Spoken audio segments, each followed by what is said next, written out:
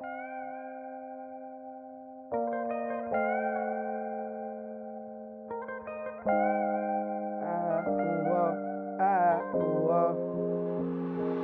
need a spice girl. Ziggy, I fuck up my whole world. Posh when she talk nothing like old girl. Scary and sporty. Tell her what I want, what I really want is a spice girl. Ziggy, I fuck up my whole world. Posh when she talk nothing like old girl.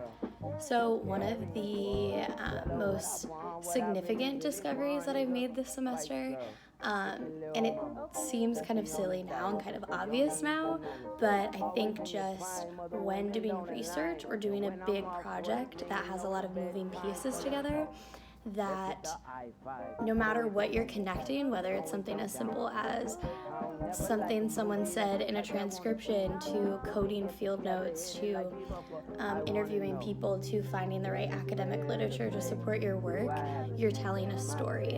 And I think throughout the semester, I often would lose track of the fact that I was telling a story about my research and also about mass transit that I'm doing my research about.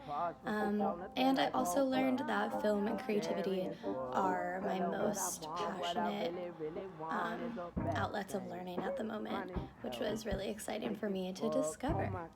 That's my baby, Caroline, you divine, mighty fine.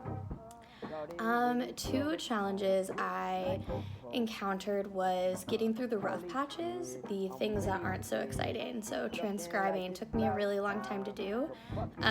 Coding, just the real technical things, making sure everything's in APA format and making sure I get that stuff done was pretty difficult for me in regards to research. And then the second challenge was figuring out how to balance a huge research project, school, personal life, everything when a traumatic experience happens to you and happens to your friends, and that it doesn't just get in the way physically, it gets in the way mentally, and you really have to work hard to make sure that you are mentally okay while still getting things done. That was a huge challenge for me. Things might be great, but I love your bloopers. And perfect for the earth. I dealt with these challenges by a few ways. The first way for like research and schoolwork stuff is making to-do list, while also at the same time, not one without the other, because I would do that and it wouldn't work. So making a to-do list and at the same time scheduling out specific times. So if there's something I really don't want to get through, like a transcription or editing my grammar on something, I set 30 minutes and make sure I do it in 30 minutes. And that actually helps me really stick to it. Stick to those things that are not as exciting to do. And I'm not too sure if I have an 100% answer on how to deal with traumatic experiences and scheduling them, but I definitely think one thing I learned is to use the resources at your school and to look around at the people that you love, because they're here to support you, and to remember that you have a community that loves and supports you and cares about you.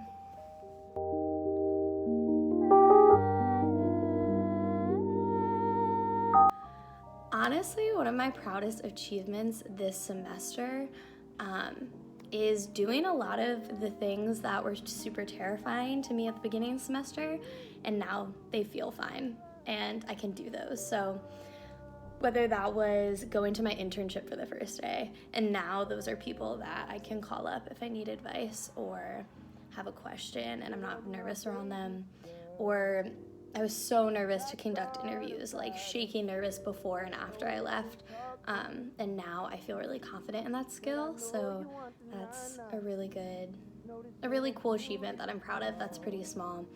And also, I think specifically writing my findings section has been a huge achievement of mine, because I think it was the first time I realized that, wow, Nicole, you have something, you did something with this amazing experience, because when you type it out and write out the story of your research, it's kind of right there in front of you, and you're like, oh my God, you just wrote that. I don't know. So they're kind of small, but really big to me.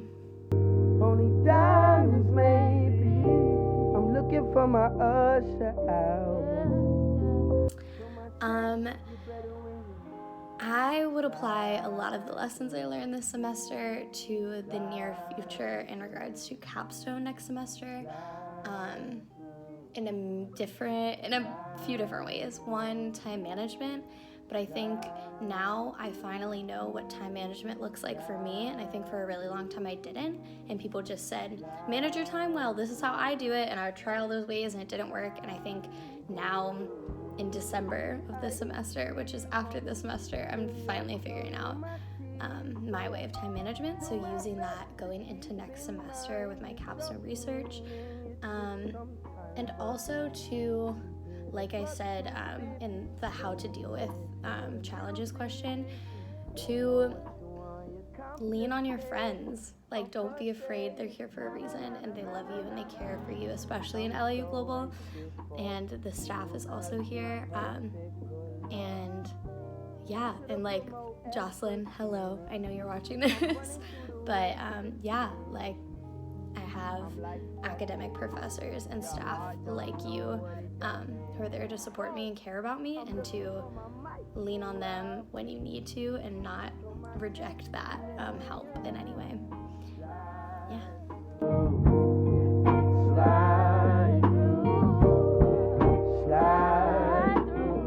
Overall, this was one of the hardest semesters ever for me, but at the same time, it was one of the most rewarding, and I think it's gonna take a really long time for me to process it, even more than winter break, even after I graduate, and I'm sure capstone's gonna be a lot to process too, but I think what I'm gonna focus on over this winter break, I know this wasn't a question in the reflection, and I'm probably over 5 minutes, but